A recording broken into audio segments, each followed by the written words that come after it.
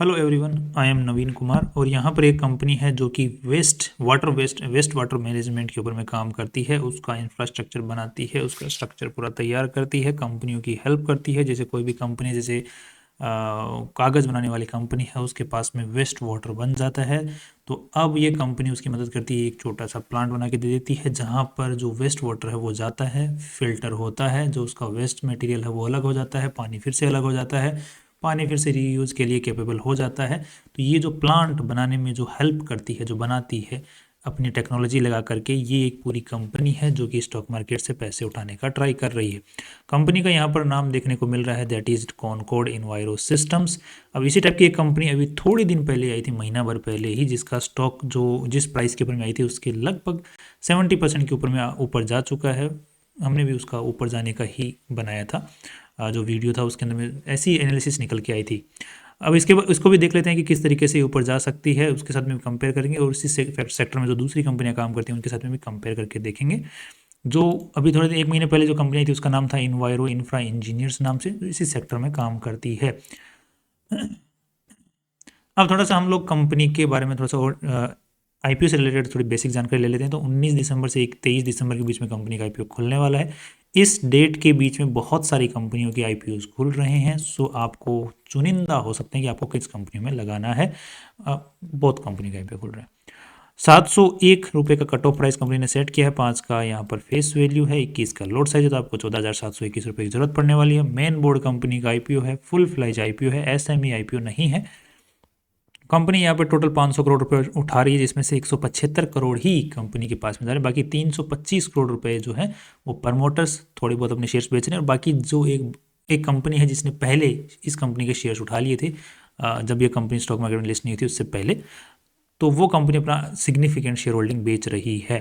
तो ये प्रमोटर नहीं बेच रहे हैं, दूसरी कंपनी जिसने इनिशियल इन्वेस्टमेंट कर रखा है वो बेच रही है। नेक्स्ट अब यहाँ पर देख लेते हैं कि कंपनी जो अपनी वैल्यू लगा रही है, दैट इज 1450 करोड़ रुपए की वैल्यू लगा रही है। दैट्स अच्छी खासी, ठीक ठाक वैल्यू लगा रही है, अच्छी खासी भी क्या बोल सकते हैं इसको। अब कंपनी के जो प्रमोटर्स हैं उनके पास में 60% शेयर होल्डिंग आईपीओ से पहले रह जाने वाली है। मतलब 60% आईपीओ से पहले थी, because this is promoters, this is promoter group share holding, this is the initial share selling share holder जिसने पहले इन्वेस्टमेंट कर रखा है। 71 लाख शेयर है उसके पास में, तो ये लगभग कितने शेयर्स बेच रहा है, तो ये यहाँ पे 41 लाख शेयर्स अपने बेच रहा है। तो 60% शेयर होल्डिंग अपनी ये बेच रहा है बंदा, ये कंपनी जो है। अब यहाँ पे इनके पास में 60% शेयर होल्डिंग थी प्रमोटर्स के पास में, और आईपीओ के बाद में जो है लगभग 51% के आसपास में रह जाने वाली है। दैट्स अगेन ग्रेट, ठीक ठाक रह जाने वाली है, अच्छी खासी वैल्यू रह जाने वाली है प्रमोटर्स के पास में।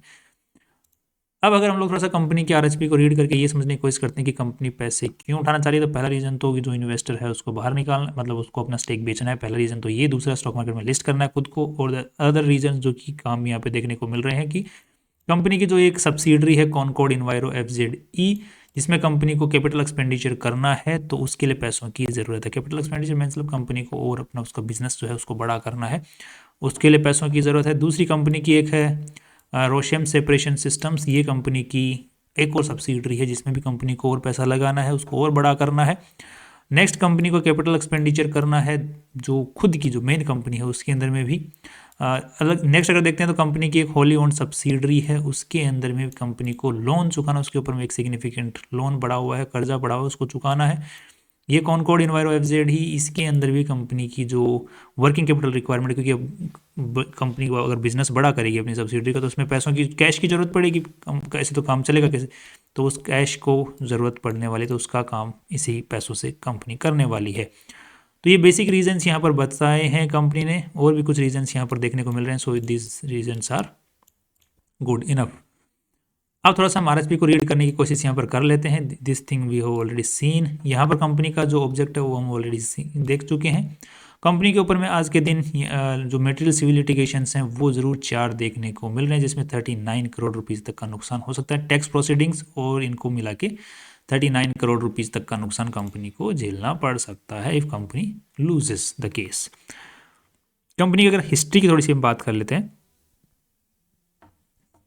तो 99 के अंदर में कंपनी खुली थी। उसके बाद में जो रिसेंटली कंपनी ने ये जो कुछ माइलस्टोन्स हैं उनको टच करते हुए कंपनी आगे बढ़ी है इन सालों के अंदर में, राइट। इनको आप पॉज करके रीड कर सकते हैं। और यहाँ पर अभी 2024 के अंदर में कंपनी को अच्छे खासे ऑर्डर्स मिल रहे हैं। नई टेक्नोलॉजी का भी कंपनी ने डेवलपमेंट किया है जिसके थ्रू कंपनी काम कर रही है। कंपनी के पास में आज के दिन कितनी सब्सिडरीज हैं? 7 सब्सिडरीज हैं। ध्यान रखना, 5 डायरेक्ट सब्सिडरीज हैं। इनके आगे हम लोग बात करेंगे क्या क्या कौन कौन सी कंपनी है, कैसे डायरेक्ट हैं, कौन सी इनडायरेक्ट हैं, राइट। तो उनकी हम आगे बात करते हैं। अब यहाँ पे कंपनी का जो मेन करता धरता है उनका नाम है प्रयास गोयल। प्रयास, अच्छा प्रयास चल रहा है ब्रो। यहाँ पर 47 ईयर्स की एज है इनकी। अच्छा खासा ठीक ठाक इनको एक्सपीरियंस हो चुका है। So I think company is in the good hands I think. Next अब कंपनी के पास में जो प्रॉपर्टीज़ हैं जो वो या तो 90 ईयर्स के लीज पर हैं या फिर कंपनी द्वारा ओन्ड हैं। बट यहाँ पर काफ़ी सारी ऐसी कंपनीज भी हैं जो कि क्योंकि कंपनी का जो बिजनेस है यूएई, यूनाइटेड अरब एमिरेट्स के अंदर में अच्छा खासा बिजनेस चलता है, तो वहाँ पर भी कंपनी के पास में लीज होल्ड मतलब किराए के ऊपर में कुछ प्रॉपर्टीज़ कंपनी ने ले रखी हैं, बिकॉज वहाँ से भी अच्छा खासा बिजनेस कंपनी का आता है। मईको से भी कंपनी का अच्छा खासा बिजनेस आता है। मैक्सिको मईको, ये कौन सा एक्सेंट आ रहा है अंग्रेजी का, अंग्रेज बन रहा हूँ बीच बीच में। सो मैक्सिको से भी कंपनी का बिजनेस आता है अच्छा खासा। उसके आगे बात करते हैं इंटेलेक्चुअल प्रॉपर्टीज़ की। अगर बात करते हैं तो कंपनी के पास में ये कुछ टेक्नोलॉजीज कंपनी ने डेवलप कर रखी हैं जिनका कंपनी को पेटेंट मिला हुआ है। That's great. नेक्स्ट, अब कंपनी के पास में 1141 एम्प्लॉयज़ आज के दिन काम कर रहे हैं और मेनली जो है सर्विस सेक्टर के अंदर में काम कर रहे हैं। सबसे ज़्यादा एम्प्लॉयज़ उसी सेक्टर में काम कर रहे हैं। अब कंपनी का जो ट्रीटमेंट प्लांट, जो water treatment plant, water cleanliness plants को, वाटर फिल्ट्रेशन प्लांट जो कंपनी बनाती है, तो वो इस सेक्टर के अंदर में जीरो लिक्विड डिस्चार्ज जो टेक्नोलॉजी है उसके अंदर में काम करती है। वाटर ट्रीटमेंट डिसैलिनेशन में काम करती है, क्योंकि यूएई में तो पानी को डिसैलिनेट मतलब समुद्र के पानी को पीने लायक बनाने वाला जो सिस्टम है उसको कंपनी बनाती है, वो प्लांट मैन्युफैक्चर करती है। म्यूनिसिपल वाटर ट्रीटमेंट, जो ये अपना गंदा पानी जाता है घरों से उसको ट्रीटमेंट करने वाला जो प्लांट होता है वो कंपनी बनाती है। और ये कुछ टेक्नोलॉजीज हैं जो इनको कंपनी यूज़ करती है। यहाँ पर और भी कंपनियाँ हैं जो कि इसी सेक्टर में काम करती हैं, जैसे कि यहाँ पर हम लोग कुछ कंपनियों के नाम देख लेते हैं जिनके साथ में इसको भी हम कंपेयर करने वाले हैं। जैसे थर्मेक्स इंडिया है, ये भूल जा, प्राज इंडस्ट्रीज़ है, आयन एक्सचेंज है, वाटेक वाबाग है। ये सारी कंपनियां जो हैं इसी सेक्टर में काइंड ऑफ काम करती हैं। तो ये भी इसी सेक्टर में काम करती हैं, ये भी इसी सेक्टर में काम करती है। तो ये कुछ टेक्नोलॉजीज़ हैं जिनका ये कंपनियां यूज़ करती हैं। अब थोड़ा सा हम लोग कंपनी का अगर प्लांट्स की बात करते हैं, जो प्रोडक्शन कैपेसिटी की अगर बात करते हैं, तो यहाँ पर कितना यूटिलाइजेशन हो रहा है? 24%, 33%, 20%। जो इंडिया के अंदर में जो प्लांट कैपेसिटी है, फैसिलिटीज़, उनका अभी तक अच्छा खासा यहाँ पर पड़ा हुआ है। कंपनी के पास में मैन्युफैक्चरिंग कैपेसिटी पड़ी हुई है। अब मैन्युफैक्चरिंग किस चीज़ की करती है? तो वो जो फिल्ट्रेशन प्लांट कंपनी बनाती है तो उसमें काफ़ी सारे फिल्ट्रेशंस, मेम्ब्रेन्स यूज़ होते हैं, तो फिल्ट्रेशन वाले प्लांट्स में लगते हैं, तो उनका कंपनी खुद ही इन हाउस प्रोडक्शन करती है काफ़ी सारी चीज़ों की। तो दैट्स ग्रेट, राइट। अब कंपनी का जो विद इन इंडिया से बिजनेस जो आता है दैट इज़ 55%, और बिजनेस बाहर से जो आता है that is 44% as per 5 months data.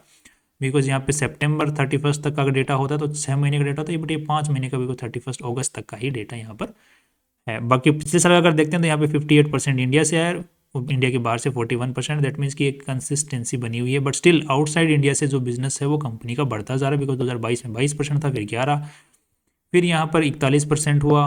That's एक सिग्निफिकेंट इंक्रीज यहाँ पर देखने को मिल रहा है। इस साल थोड़ा सा, इस साल भी जो पिछले साल है उसको शायद आई थिंक क्रॉस कर जाएगा। That is good. सो बाहर से भी अच्छा खासा कंपनी का बिजनेस आ रहा है। Nice, right. अब कंपनी का जो कस्टमर की अगर बात करते हैं तो टॉप 1 कस्टमर से कंपनी का 5% रेवेन्यू आ रहा है। बाकी टॉप सेकंड नंबर के कस्टमर से 0.48, फिर 0.41, 0.24। सो एक डिपेंडेंसी और सिंगल कस्टमर्स कंपनी के पास में नहीं है। That's again good. कंपनी के पास में जो ऑर्डर बुक पड़ी है आज 500 करोड़ रुपए की पड़ी हुई है, एंड दैट्स अगेन गुड।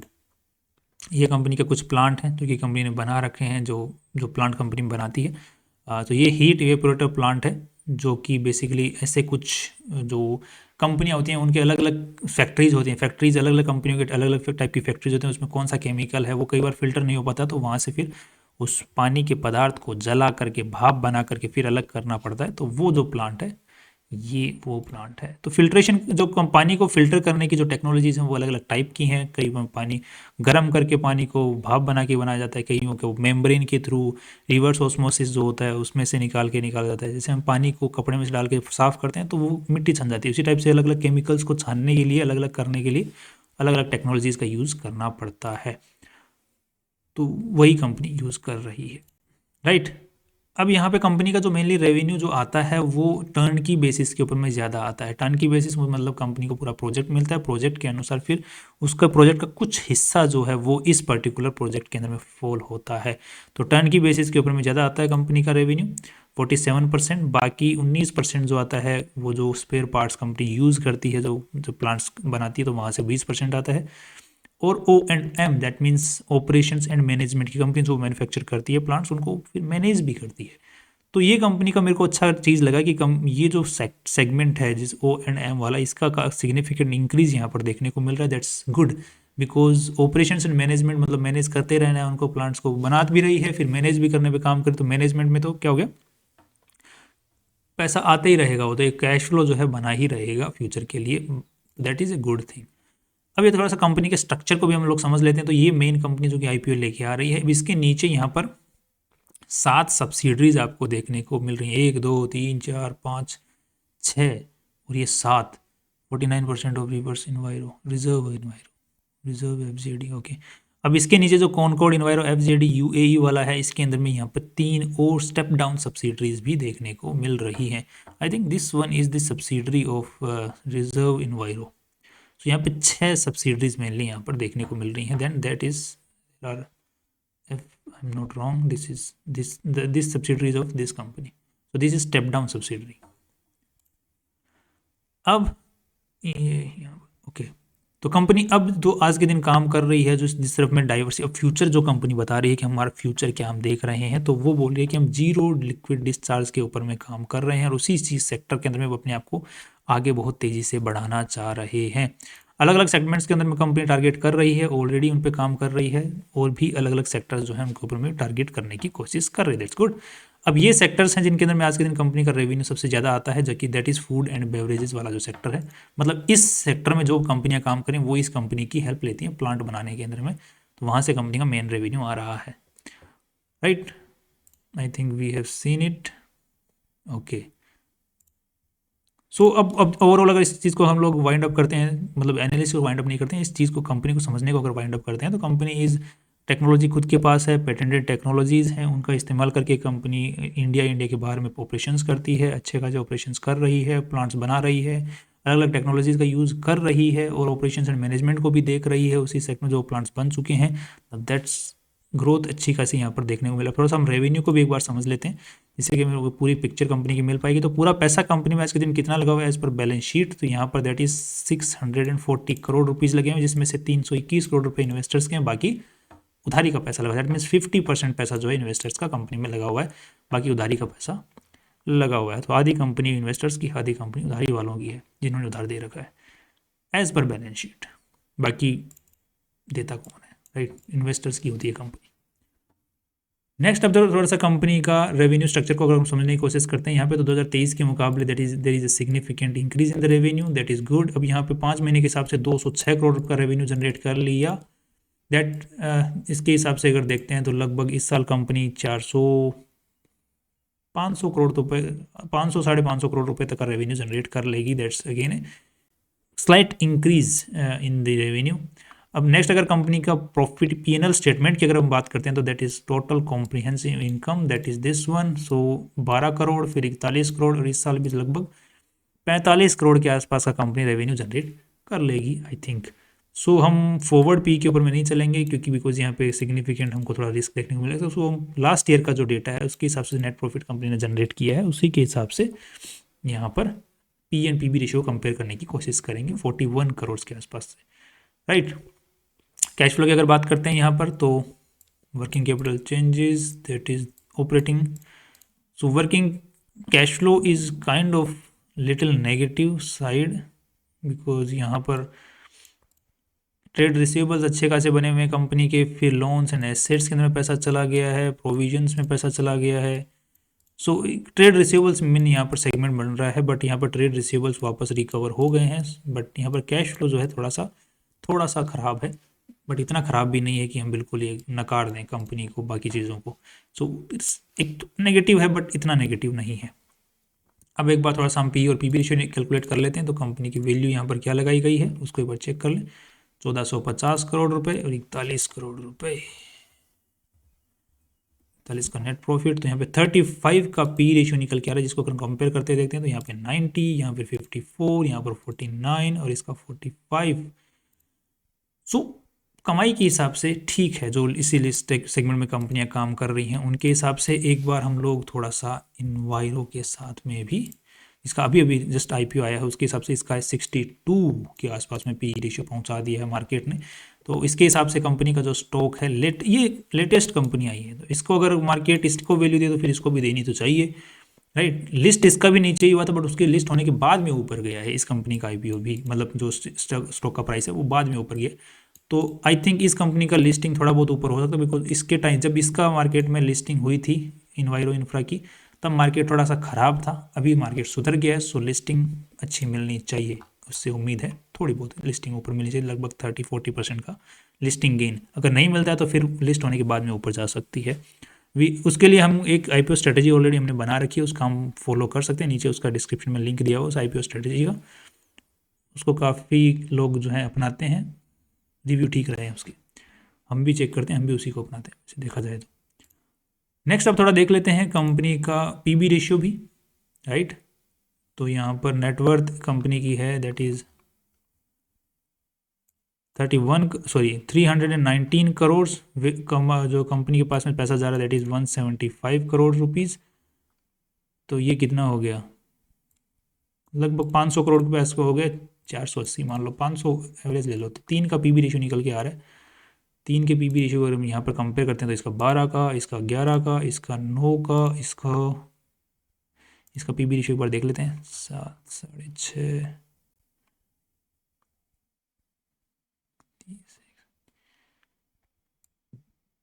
इसका पीबी रेशियो यहाँ से नहीं निकलेगा, यहाँ से निकलेगा, सॉरी। नेटवर्थ इज 2323 800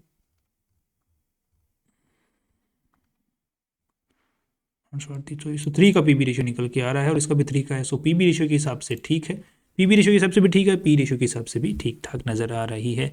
सो अब मेरा जो पॉजिटिव सेंस, जो इसके बारे में जो रिव्यू बन रहा है वो पॉजिटिव बन रहा है for my self, not for you. आपको हिसाब से आपको क्या करना है, वो आपको थोड़ा सा और रिसर्च करना है, अपने फाइनेंशियल एडवाइजर से पूछना है और उसके बाद में अपना डिसीजन बनाना है और उसको आपको कमेंट सेक्शन में कमेंट करना है कि व्हाट्स योर डिसीजन।